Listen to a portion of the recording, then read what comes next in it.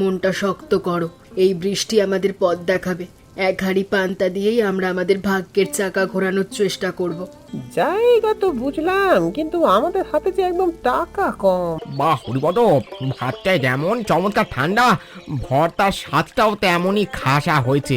তুমি পাশে আছো বলেই এত বড় চাপ একা সামলে নিতে পারছি অসীম ভাই। আমাদের এই একতাই আমাদের আসল শক্তি। বাইরে আকাশের অবস্থা দেখেছো কমলা? একটানা এমন বৃষ্টি চললে আজ আর দিন মজুরির কাজে বের হতেই পারবো না। ঘরে চাল ডালও তো শেষ। মেঘ থেকে ভয় পেলে তো আর চলবে না। এই যে হাঁড়িতে পান্তা ভাত আছে, অভাবের মধ্যেও এই খাবার খেয়েই তো আমরা এতদিন টিকে আছি। পান্তা খেয়ে আজ হয়তো দিন পার হবে, কিন্তু কাল কি হবে? এভাবে শুধু টিকে থাকার লড়াই করতে করতে আমি সত্যিই ক্লান্ত হয়ে পড়েছি। আমি একটা কথা ভাবছি, শুধু ঘরে বসে পান্তা খাওয়া নয়, এই পান্তা ভাতকেই যদি আমরা বেঁচে থাকার একটা নতুন উপায় বানিয়ে নিতে পারি। পান্তা দিয়ে আবার কি উপায় হবে গো? গায়ের মানুষ তো ঘরে ঘরে পান্তা খায়, এটাকে টাকা দিয়ে কিনবে শুনি? হ্যাঁ, যারা সকালে নদীর বাঁধে মাটি কাটে কিংবা দূরের হাটে যায়, তারা কিন্তু সকালে ভালো খাবারের খোঁজে ঘোরে। একটু ভেবে দেখো। তোমার কথা ফেলে তোমার মতো নয়, তবে মূলধন ছাড়া এই ভাবনাকে কাজে রূপ দেওয়া তো খুব সহজ কাজ হবে না কমলা। মনটা শক্ত করো, এই বৃষ্টি আমাদের পথ দেখাবে। এক হাঁড়ি পান্তা দিয়েই আমরা আমাদের ভাগ্যের চাকা ঘোরানোর চেষ্টা করব। হাত চালা রাধা, বর্ষার এই সকালে গ্রামের মানুষ গরম ভাতের চেয়ে ঠান্ডা পান্তা আর ঝাল ভর্তা বেশি পছন্দ করে। কিন্তু মা, তুমি সত্যি সত্যি পান্তা ভাত বিক্রি করার কথা ভাবছো? গ্রামের মানুষ যদি আমাদের নিয়ে হাসাহাসি করে? পেটের খিদের চেয়ে আর বড় লজ্জা কিছু নেই রে মা। সততার কাছে কোনোদিন লজ্জা পেতে হয় না, মনে রাখিস। তা অবশ্য ঠিক বলেছ। আমি তাহলে পেঁয়াজের সাথে লেবুগুলোও কেটে রাখি। পান্তার সাথে লেবুর সুবাস দারুণ জমবে। হ্যাঁ, বুদ্ধিটা কিন্তু ভালো। আমরা যদি পরিষ্কার পরিচ্ছন্নভাবে পান্তা সাজিয়ে দিতে পারি, তবে মানুষ অবশ্যই আমাদের হাতের খাবার খাবে। বাবার সাথে এই বিষয়ে কথা হয়েছে মা? বাবার ভাইয়া কি পান্তা বিক্রির ব্যবসায় রাজি হয়েছেন? তোর বাবা প্রথমে একটু ইতস্তত করছিল, কিন্তু এখন সেও বুঝতে পেরেছে যে বসে থাকার চেয়ে ছোট কিছু কাজ শুরু করা ভালো। তাহলে আমি সকাল থেকেই পান্তার চাল ধোয়ার কাজে তোমাকে সাহায্য করব। দুজনে মিলে সব গুছিয়ে নেব। বাবা, বাইরে কাজ নেই বলে এভাবে হাত গুটিয়ে বসে থাকলে আমাদের সংসার আর চলবে না। আমাদের নিজেদেরই কিছু একটা করতে হবে। তোর মায়ের একটা কথা আমার মাথায় ঘুরছে রে সুমন। সে বলছিল নদীর বাঁধের পাশে পান্তা ভাতের একটা ছোট দোকান দিতে। মায়ের চিন্তাটা কিন্তু দারুণ। বাঁধের পাশে প্রতিদিন শত শত মানুষের কাজের জন্য জড়ো হয়। সকালে তাদের খাবার কোনো ভালো জায়গা নেই। জায়গা তো বুঝলাম, কিন্তু আমাদের হাতে যে একদম টাকা কম। একটা দোকান তুলতে গেলে তো বাঁশ, চাটাই আর ত্রিপল লাগবে। টাকা কম তো কি হয়েছে বাবা, পরিশ্রম করার মতো হাত তো আমাদের আছে। আমরা দুজন মিলেই বাঁধের পাশে ছোট করে একটা ছাউনি বানিয়ে নেব। তুই যখন এত সাহস দিচ্ছিস বাবা, তখন আর পিছিয়ে থাকা ঠিক হবে না। আগামীকাল ভোরেই আমরা দুজনে বাঁধের চারপাশটা একটু দেখে আসবো। হ্যাঁ, একদম ঠিক বাবা। আমি আজই জসিম ভাইয়ের কাছ থেকে কিছু পুরনো বাঁশ চেয়ে আনি। চেষ্টা করলে সবকিছু জোগাড় করা সম্ভব। সাব্বাস বাবা, সততা আর জেদ থাকলে মানুষ ঠিকই পথ খুঁজে পায়। আমরা কাল থেকে কাজে নেমে পড়বো। হ্যাঁ,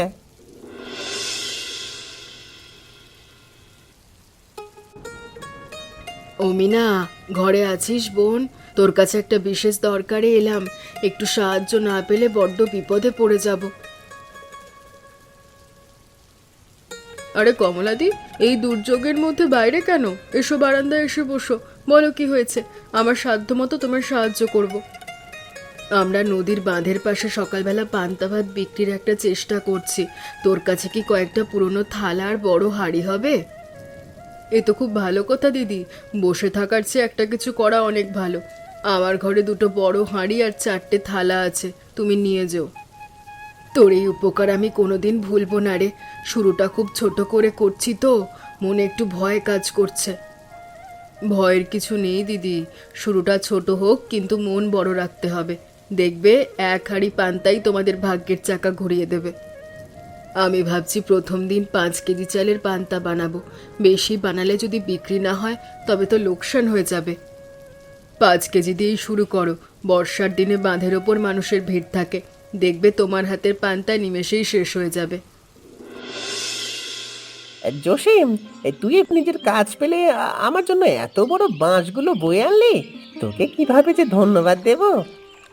হরিপদ কাকা, ধন্যবাদের কি আছে? বিপদের দিনে মানুষই তো মানুষের পাশে দাঁড়াবে। এই জায়গাটা কেমন মনে হচ্ছে আপনার? নদীর বাঁকের এই জায়গাটা বেশ ভালো, চারপাশের মানুষ এখান দিয়ে যাতায়াত করে, কিন্তু এই ঝোড়ো বাতাসে ছাউনি টিকবে তো? আমি শক্ত করে খুঁটি পুঁতে দিচ্ছি। বাঁশের এই কাঠামোটার ওপর একটা মোটা ত্রিপল টাঙিয়ে দিলে আর কোনো ভয় থাকবে না। পাশে বর্ষার ঘোলা জল যেভাবে বইছে তাতে মনটা একটু কেমন কেমন করছে। তবে এখানেই আমাদের সকালবেলার পান্তার আসর বসবে। একদম ঠিক ভাবছেন কাকা। সুমন আর আমি মিলে বিকেলের মধ্যে পুরো ছাউনিটা তৈরি করে ফেলবো। আপনি একদম চিন্তা করবেন না। তোদের মতো যুবকেরা পাশে আছে বলে এই বয়সে এসেও নতুন করে স্বপ্ন দেখার সাহস পাচ্ছি রে জসিম। পরিশ্রম করলে আল্লাহ নিশ্চয়ই ফল দেবেন কাকা। কাল সকালে প্রথম পান্তার থালাটা কিন্তু আমার জন্য তুলে রাখবেন। আমি প্রথম ক্রেতা হব। সুমন, দেখ তো, সূর্য তো অনেক উপরে উঠে গেল, কিন্তু এখনো একটা মানুষেরও দেখা নেই। আমার বড্ড ভয় করছে রে বাবা। মা, তুমি এত তাড়াতাড়ি ভেঙে পড়ছো কেন?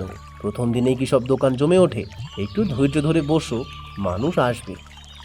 চালের যে দাম, সব ভাত যদি আজ নষ্ট হয়ে যায় তবে আমাদের ঋণের বোঝাও আরো বেড়ে যাবে। বুকটা কেমন কাঁপছে। লোকসান নিয়ে ভেবে লাভ নেই মা, আমরা তো কোনো চুরি করছি না। এই বাঁধের ওপর মানুষজন হাঁটছে, কেউ না কেউ ঠিকই আসবে। ওই দেখ, ওপাশ থেকে দুজন শ্রমিক ওই কাদার ওপর দিয়ে হেঁটে যাচ্ছে। তুই কি এদের একটু ডেকে বলবি? না মা, আমাদের ডাকার দরকার নেই। আমাদের এই পরিষ্কার দোকান আর আলু ভর্তার সুবাস দেখেই ওরা নিজের ইচ্ছায় চলে আসবে। তুই ঠিকই বলেছিস, দোকানে একটা ভালো পরিবেশ ধরে রাখা খুব জরুরি। আমি থালাগুলো আরেকবার পরিষ্কার সুতি কাপড় দিয়ে মুছে রাখি। এই তো, মাটির হাঁড়ির ঢাকনাটা একটু সরিয়ে রাখো। পান্তা ভাতের সুন্দর গন্ধটা বাতাসে ছড়াক। প্রথম দিনটা আমাদের ভালোই যাবে।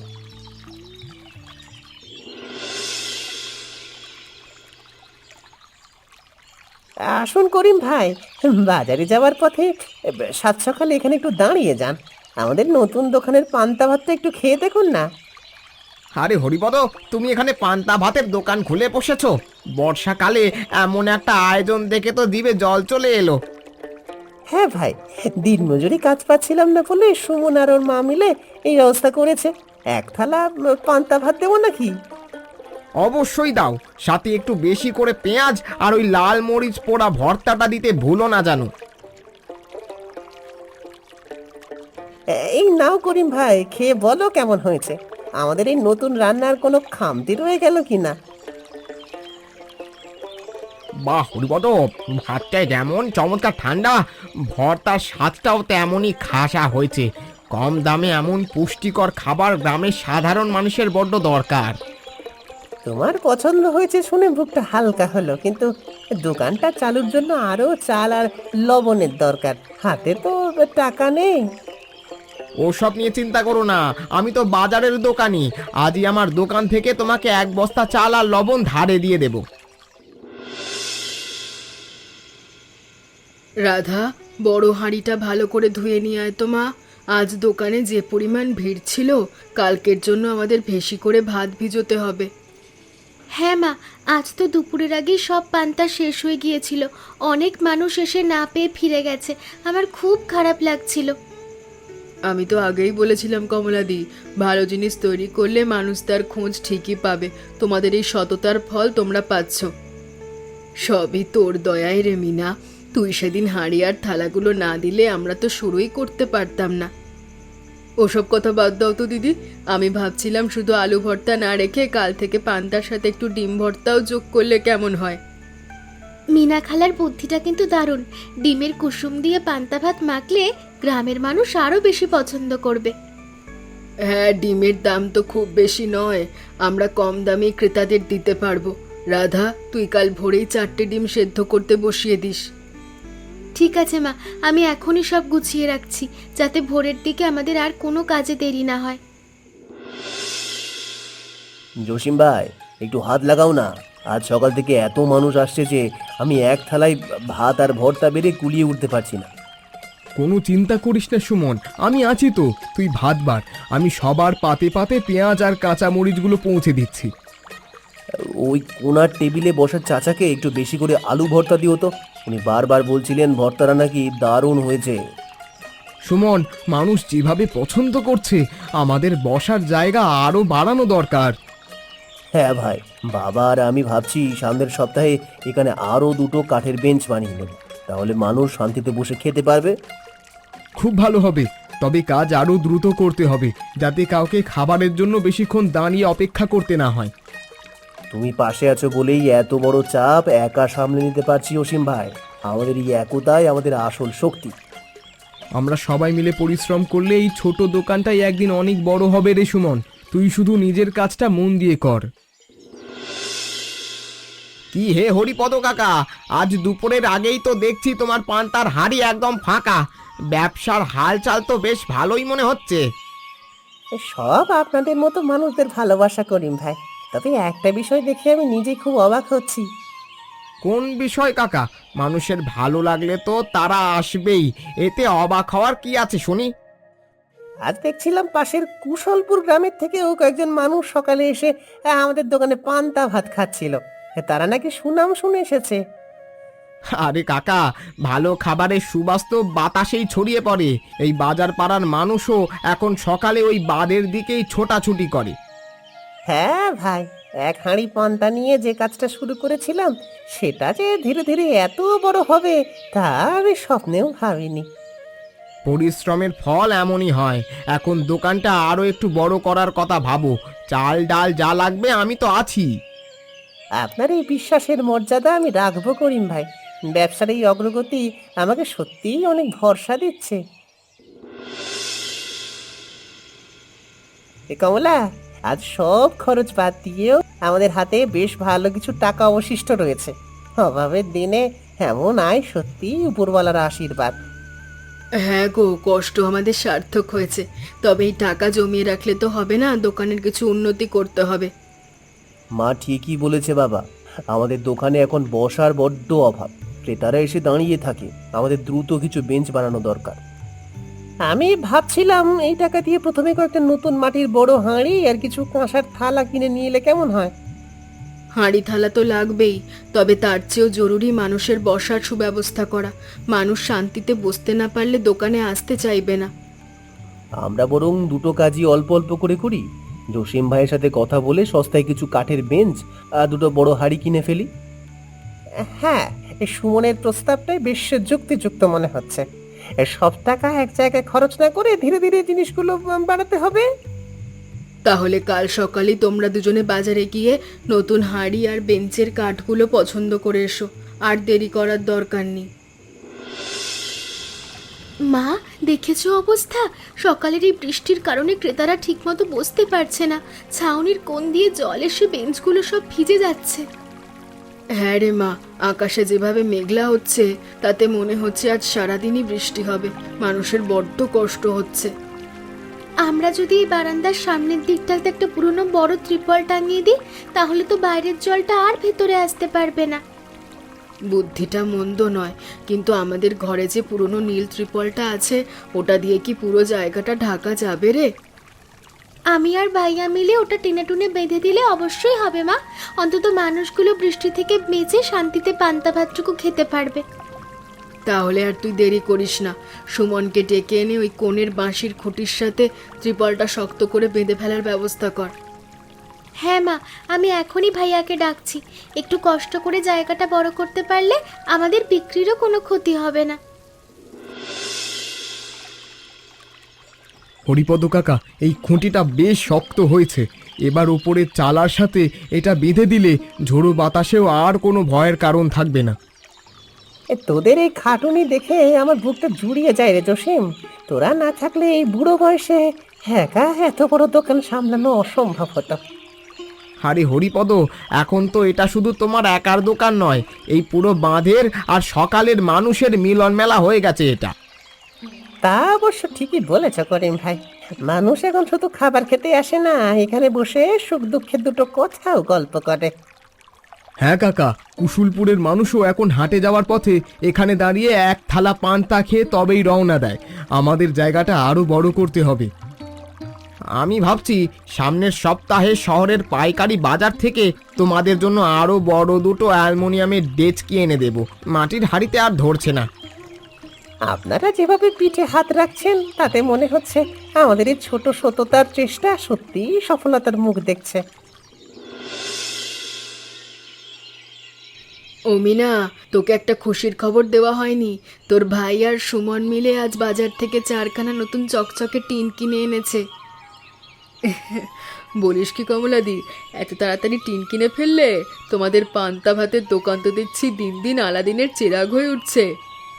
চেরাগ নয় রে বোন, সব আমাদের রক্ত পানি করা পরিশ্রমের ফল। বর্ষার দিনে ওই প্লাস্টিকের ত্রিপল দিয়ে আর জল আটকানো যাচ্ছিল না। তা তো বটেই, যে পান্তা ভাত দিয়ে অভাবের দিনে তোমরা শুরু করেছিলে, আজ সেটাই তোমাদের পুরো সংসারের মূল ভরসা হয়ে দাঁড়ালো। উপরওয়ালার কৃপা আর তোদের মতো প্রতিবেশীর ভালোবাসা না থাকলে আমি তো প্রথম দিনেই ভয়ে দোকান বন্ধ করে দিতাম রে। সততার সাথে চেষ্টা করলে আল্লাহ মুখ তুলে তাকাবেন দিদি। এবার দোকানে পান্তার পাশাপাশি দুপুরের দিকে গরম ভাতের ব্যবস্থা করো। এখনই অত বড় ঝুঁকি নেব না বোন। এই পান্তা, আলু ভর্তা, রাজার হাতের ডিম ভর্তা দিয়ে আমরা ধীরে ধীরে এগোতে চাই। খুব ভালো সিদ্ধান্ত। একেবারে বড় হতে গেলে পা হড়কে যাওয়ার ভয় থাকে। তোমরা এই নিয়মেই সততার সাথে চলো, দেখবে ভালো হবে। সুমন, ওই পেছনের শাড়ির মানুষদের একটু বসার ব্যবস্থা করে দে তো বাবা। এই অনেক দূর থেকে তারা হেঁটে আমাদের এখানে খাবার খেতে এসেছে তো। হ্যাঁ বাবা, জসিম ভাই ওপাশে দুটো নতুন লম্বা বেঞ্চ পেতে দিচ্ছে।